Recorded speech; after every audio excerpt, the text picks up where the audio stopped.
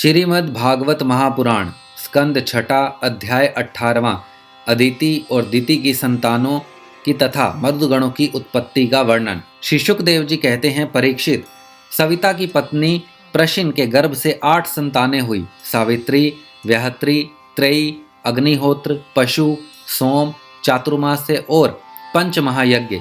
भग की पत्नी सिद्धि ने महिमा, विभु और प्रभु ये 3 पुत्र और आशीष नाम की एक कन्या उत्पन्न की।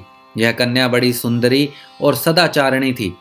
धाता की 4 पत्नियां थी, कुहू, सिनीवाली, राका और अनुमति। उनसे क्रमशः साय, दर्श, प्रातः और पूर्णमास ये 4 पुत्र हुए। धाता के छोटे भाई का नाम था विधाता, उसकी पत्नी क्रिया थी।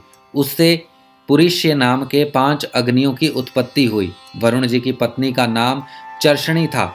उनसे भृंगु जी ने पुनः जन्म ग्रहण किया। इसके पहले वे ब्रह्मा जी के पुत्र थे। महायोगी वाल्मीकि जी भी वरुण के पुत्र थे। वाल्मीकि से पैदा होने के कारण ही इनका नाम वाल्मीकि पड़ गया था। उर्वशी को देखकर मित्र और वरुण दोनों का वीर्य स्खलित हो गया। उसे उन लोगों ने घड़े में रख दिया। उसी से मुनिवर अगस्त्य और वशिष्ठ जी का जन्म हुआ। मित्र की पत्नी थी रेवती। उसके 3 पुत्र हुए, उत्सग्र, अरिष्ट और पिपल। प्रिय परीक्षित, देवराज इंद्र की पत्नी थी पुलोम, नंदिनी, शची। उनसे हमने सुना है उन्होंने 3 पुत्र उत्पन्न किए, जयंत, ऋषभ और मणिवान। स्वयं भगवान विष्णु ही बलि पर अनुग्रह करने और इंद्र का राज्य लौटाने के लिए माया से वामन के रूप में अवतीर्ण हुए थे। उन्होंने 3 पग पृथ्वी मांगकर तीनों लोक नाप लिए थे। उनकी पत्नी का नाम था कीर्ति। उनसे बृहच्छलोक नाम का पुत्र हुआ। उसके सौभग आदि कई संतानें हुई। कश्यप नंदन भगवान वामन ने माता अदिति के गर्भ से क्यों जन्म लिया और इस अवतार में उन्होंने कौन से गुण, लीलाएं और पराक्रम प्रकट किए, इसका वर्णन मैं आगे 8वें स्कंद में करूंगा। प्रिय परीक्षित, अब मैं कश्यप जी की दूसरी पत्नी दिति से उत्पन्न होने वाली उस संतान परंपरा का वर्णन सुनाता हूँ जिसमें भगवान के प्यारे भक्त श्री प्रहलाद जी और बलि का जन्म हुआ। दिति के दैत्य और दानवों के वंदनीय 2 ही पुत्र हुए, हिरण्यकशिपु और हिरण्याक्ष। इनकी संक्षिप्त कथा मैं तुम्हें 3रे स्कंद में सुना चुका हूँ। हिरण्यकशिपु की पत्नी दानवी कयाधु थी। उसके पिता जंब ने उसका विवाह हिरण्यकशिपु से कर दिया था। कयाधु के 4 पुत्र हुए, सेहलाद, अनुहलाद, हलाद और प्रहलाद। इनकी सिंही नाम की एक बहन भी थी। उसका विवाह विप्रचिति नामक दानव से हुआ। उससे राहु नाम की पुत्री की उत्पत्ति हुई। यह वही राहु है जिसका सिर अमृतपान के समय मोहिनी रूपधारी भगवान ने चक्र से काट लिया था। प्रहलाद की पत्नी थी कीर्ति। उसके पंचजन नामक पुत्र उत्पन्न हुआ। हलाद की पत्नी थी धमनी। उसके 2 पुत्र हुए, वतापी और इल्वल। इस इल्वल ने ही महर्षि अगस्त्य के आतिथ्य के समय वतापी को पकाकर उन्हें खिला दिया था। अनुहलाद की पत्नी सुआ थी। उसके 2 पुत्र हुए, बाष्कल और महिषासुर। प्रहलाद का पुत्र था विरोचन। उसकी पत्नी देवी के गर्भ से दैत्यराज बलि का जन्म हुआ। बलि की पत्नी का नाम अश्ना था। उसके बाण आदि 100 पुत्र हुए। दैत्यराज बलि की महिमा गान करने योग्य है। उसे मैं आगे 8वें स्कंद में सुनाऊंगा। बलि का पुत्र बाणासुर भगवान शंकर की आराधना करके उनके गणों का मुखिया बन गया। आज भी भगवान शंकर उसके नगर की रक्षा करने के लिए उसके पास ही रहते हैं। दिति के हिरण्यकशिपु और हिरण्याक्ष के अतिरिक्त 49 पुत्र और थे। उनमें मरुदगण कहते हैं वे सब निसंतान रहे। देवराज इंद्र ने उन्हें अपने ही समान देवता बना लिया। राजा परीक्षित ने पूछा, भगवान, मरुदगण ने ऐसा कौन सा सत्कर्म किया था जिसके कारण वे अपने जन्मजात असुरोचित भाव को छोड़ सके और देवराज इंद्र के द्वारा देवता बना लिए गए? ब्राह्मण, मेरे साथ यहाँ की सभी ऋषि मंडली यह बात जानने के लिए अत्यंत उत्सुक हो रही है, अतः आप कृपा करके विस्तार से यह रहस्य बतलाइए। सूत जी कहते हैं, शौनक जी, राजा परीक्षित का प्रश्न थोड़े शब्दों में बड़ा सारगर्भित था। उन्होंने बड़े आदर से पूछा भी था, इसीलिए सर्वज्ञ श्री शुकदेव जी महाराज ने बड़े ही प्रसन्न चित्त से उनका अभिनंदन करके यूं कहा। श्री शुकदेव जी कहने लगे, परीक्षित, भगवान विष्णु ने इंद्र का पक्ष लेकर दिति के दोनों पुत्र हिरण्यकशिपु और हिरण्याक्ष को मार डाला। अतः दिति शोक की आग से उद्दीप्त हो क्रोध से जलकर इस प्रकार सोचने लगी, सचमुच इंद्र बड़ा विषयी, क्रूर और निर्दयी है। राम राम, उसने अपने भाइयों को ही मरवा डाला। वह दिन कब होगा जब मैं उस पापी को मरवा कर आराम से सोऊंगी। लोग राजाओं के, देवताओं के शरीर को प्रभु कहकर पुकारते हैं, परंतु एक दिन वह कीड़ा, विष्टा या राख का ढेर हो जाता है। इसीलिए जो दूसरे प्राणियों को सताता है उसे अपने सच्चे स्वार्थ या परमार्थ का पता नहीं है, क्योंकि इससे तो नरक में जाना पड़ेगा। मैं समझती हूँ इंद्र अपने शरीर को नित्य मानकर मतवाला हो रहा है, उसे अपने विनाश का पता ही नहीं है। अब मैं वह उपाय करूंगी जिससे मुझे ऐसा पुत्र प्राप्त हो जो इंद्र का घमंड चूर चूर कर दे। दिति अपने मन में ऐसा विचार करके सेवा, शुश्रूषा, विनय, प्रेम और जितेंद्रिय आदि के द्वारा निरंतर अपने पति देव कश्यप जी को प्रसन्न रखने लगी। वह अपने पति देव के हृदय का एक एक भाव जानती रहती थी और परम प्रेम भाव, मनोहर एवं मधुर भाषण तथा मुस्कान भरी तिरछी चितवन से उनका मन अपनी ओर आकर्षित करती रहती थी। कश्यप जी महाराज बड़े विद्वान और विचारवान होने पर भी चतुर्दिति की सेवा से मोहित हो गए और उन्होंने विवश होकर यह स्वीकार कर लिया कि मैं तुम्हारी इच्छा पूर्ण करूंगा। स्त्रियों के संबंध में यह कोई आश्चर्य की बात नहीं है। सृष्टि के प्रभात में ब्रह्मा जी ने देखा कि सभी जीव असंग हो रहे हैं। तब उन्होंने अपने आधे शरीर से स्त्रियों की रचना की और स्त्रियों ने पुरुषों की मति अपनी ओर आकर्षित कर ली। हाँ तो भैया, मैं यह कह रहा था कि दिति ने भगवान कश्यप की बड़ी सेवा की, इससे वे उस पर बहुत प्रसन्न हुए। उन्होंने दिति का अभिनंदन करते हुए उसे मुस्कुराकर कहा। कश्यप जी ने कहा, अनित्य सुंदरी प्रिय, मैं तुम पर प्रसन्न हूँ। तुम्हारी जो इच्छा हो मुझसे मांग लो। पति के प्रसन्न हो जाने पर पत्नी के लिए लोक या परलोक में कौन सी अभिष्ट वस्तु दुर्लभ है। शास्त्रों में यह बात स्पष्ट कही गई है कि पति ही स्त्रियों का परम आराध्य इष्ट देव है। प्रिय, लक्ष्मीपति भगवान वासुदेव ही समस्त प्राणियों के हृदय में विराजमान हैं। विभिन्न देवताओं के रूप में नाम और रूप के भेद से ही उन्हीं की कल्पना हुई है। सभी पुरुष चाहे किसी भी देवता की उपासना करें, उन्हीं की उपासना करते हैं। ठीक वैसे ही स्त्रियों के लिए भगवान ने पति का रूप धारण किया है, वे उनकी उसी रूप में पूजा करती हैं। इसीलिए प्रिय, अपना कल्याण चाहने वाली प्रतिव्रता स्त्रियां अनन्य प्रेम भाव से अपने पति देव की ही पूजा करती हैं, क्योंकि पति देव ही उनके परम प्रियतम आत्मा और ईश्वर हैं। कल्याणी, तुमने बड़े प्रेम भाव से भक्ति से मेरी वैसी ही पूजा की है। अब मैं तुम्हारी सब अभिलाषाएं पूर्ण कर दूंगा। असतियों के जीवन में ऐसा होना अत्यंत दुर्लभ है। दिति ने कहा, ब्राह्मण, इंद्र ने विष्णु के हाथों मेरे दोनों पुत्र मरवाकर मुझे निपुति बना दिया है। इसीलिए यदि आप मुझे मुंह मांगा वर देना चाहते हैं तो कृपा करके एक ऐसा अमर पुत्र दीजिए जो इंद्र को मार डाले। परीक्षित, दिति की बात सुनकर कश्यप जी खिन्न होकर पछताने लगे। वे मन ही मन कहने लगे, हाय, आज मेरा जीवन में बहुत बड़े अधर्म का अवसर आ पहुंचा। देखो तो सही, अब मैं इंद्रियों के विषयों में सुख मानने लगा हूँ। स्त्री रूपिणी माया ने मेरे चित्त को अपने वश में कर लिया है। हाय, आज मैं कितना दीनहीन अवस्था में हूँ। अवश्य ही अब मुझे नरक में गिरना पड़ेगा।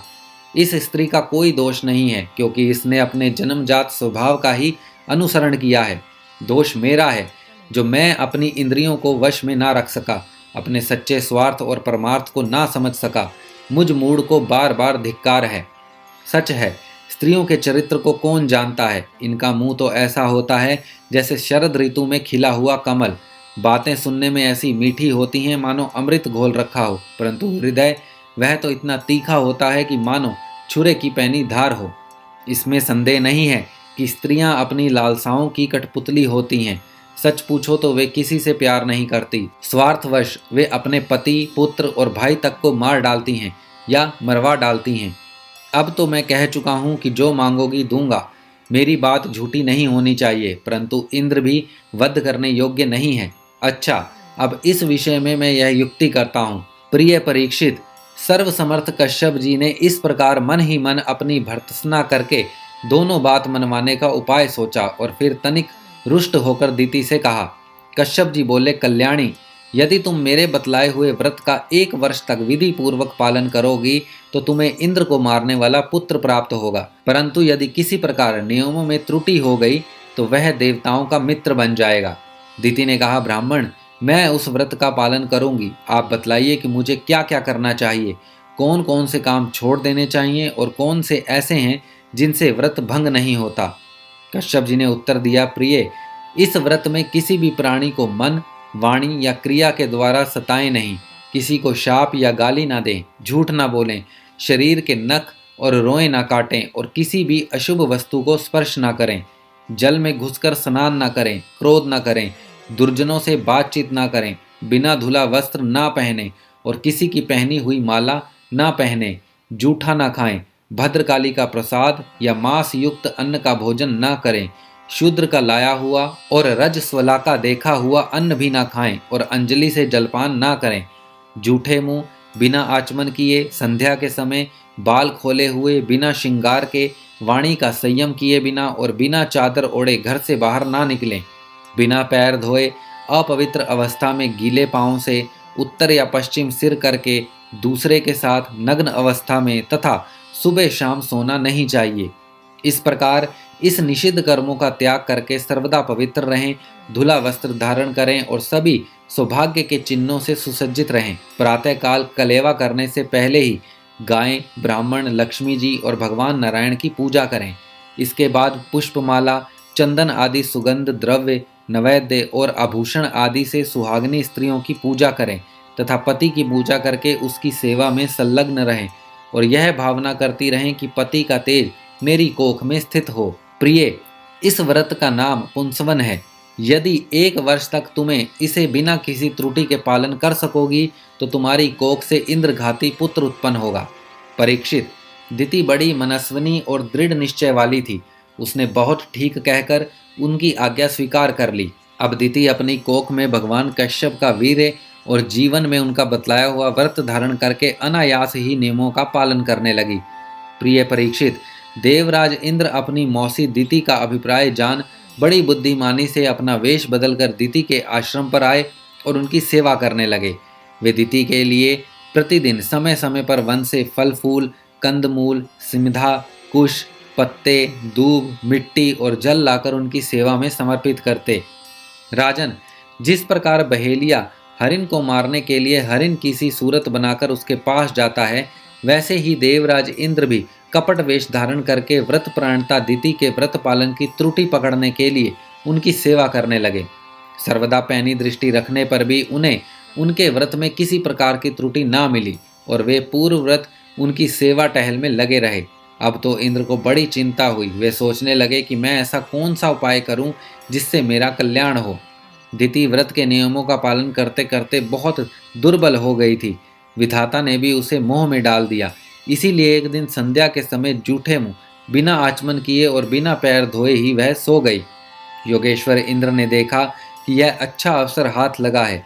वे योग बल से झटपट सोई हुई दिति के गर्भ में प्रवेश कर गए। उन्होंने वहां जाकर सोने के समान चमकते हुए गर्भ के वज्र के द्वारा 7 टुकड़े कर दिए। जब वह गर्भ रोने लगा तब उन्होंने मत रो यह कहकर 7 टुकड़ों में से एक एक के और भी 7 टुकड़े कर दिए। राजन, जब इंद्र उनके टुकड़े टुकड़े करने लगे तब उन सबों ने हाथ जोड़कर इंद्र से कहा, देवराज, तुम हमें क्यों मार रहे हो? हम तो तुम्हारे भाई मरुदगण हैं। तब इंद्र ने अपने भावी अनन्य प्रेमी पार्षद मरुदगण से कहा, अच्छी बात है, तुम लोग मेरे भाई हो, अब मत डरो। परीक्षित, जैसे अश्वत्थामा के ब्रह्मास्त्र से तुम्हारा कुछ भी अनिष्ट नहीं हुआ, वैसे ही भगवान श्री हरि की कृपा से दिति का वह गर्भ वज्र के द्वारा टुकड़े टुकड़े होने पर भी मरा नहीं। इसमें तनिक भी आश्चर्य की बात नहीं है, क्योंकि जो मनुष्य एक बार भी आदि पुरुष भगवान नारायण की आराधना कर लेता है वह उनकी समानता प्राप्त कर लेता है। फिर दिति ने तो कुछ ही दिन कम 1 वर्ष तक भगवान की आराधना की थी। अब वे 49 मरुदगण इंद्र के साथ मिलकर 50 हो गए। इंद्र ने भी सौतेली माता के पुत्रों के साथ शत्रु भावना रखकर उन्हें सोमपाई देवता बना लिया। जब दिति की आंख खुली तब उसने देखा कि उसके अग्नि के समान तेजस्वी 49 बालक इंद्र के साथ हैं। इससे सुंदर स्वभाव वाली दिति को बड़ी प्रसन्नता हुई।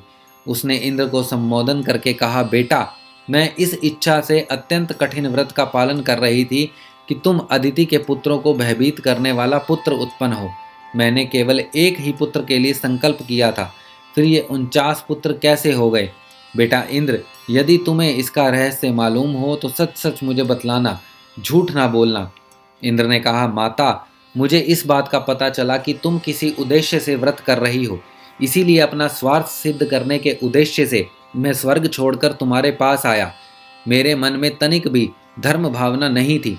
इसी से तुम्हारे व्रत में त्रुटि होते ही मैंने उस गर्भ के टुकड़े टुकड़े कर दिए। पहले मैंने उनके 7 टुकड़े किए थे, तब वे सातों टुकड़े 7 बालक बन गए। इसके बाद मैंने फिर एक एक के 7 टुकड़े कर दिए, तब भी वे ना मरे बल्कि 49 हो गए। यह परम आश्चर्यमयी घटना देखकर मैंने ऐसा निश्चय किया कि परम पुरुष भगवान की उपासना की यह कोई स्वाभाविक सिद्धि है। जो लोग निष्काम भाव से भगवान की आराधना करते हैं और दूसरी वस्तुओं की बात ही क्या, मोक्ष की भी इच्छा नहीं करते, वे ही अपने स्वार्थ और परमार्थ में निपुण हैं। भगवान जगदीश्वर सबके आराध्य देव और अपने आत्मा ही हैं। वे प्रसन्न होकर अपने आप तक का दान कर देते हैं। भला ऐसा कौन बुद्धिमान है जो उनकी आराधना करके विषय भोगों का वरदान मांगे। माताजी, ये विषय भोग तो नरक में भी मिल सकते हैं। मेरी स्नेहमयी जननी, तुम सब प्रकार मेरी पूज्या हो। मैंने मूर्खतावश बड़ी दुष्टता का काम किया है। तुम मेरे अपराध को क्षमा कर दो। यह बड़े सौभाग्य की बात है कि तुम्हारा गर्भ खंड खंड हो जाने से एक प्रकार मर जाने पर भी फिर से जीवित हो गया। श्री शुकदेव जी कहते हैं, परीक्षित, दिति देवराज इंद्र के शुद्ध भाव से संतुष्ट हो गई। उससे आज्ञा लेकर देवराज इंद्र ने मरुदगणों के साथ उसे नमस्कार किया और स्वर्ग में चले गए। राजन, यह मरुदगण का जन्म बड़ा ही मंगलमय है। इसके विषय में तुमने मुझसे जो प्रश्न किया था उसका उत्तर समग्र रूप से मैंने तुम्हें दे दिया। अब तुम और क्या सुनना चाहते हो? श्रीमद् भागवत महापुराण स्कंद 6 अध्याय 18 समाप्त।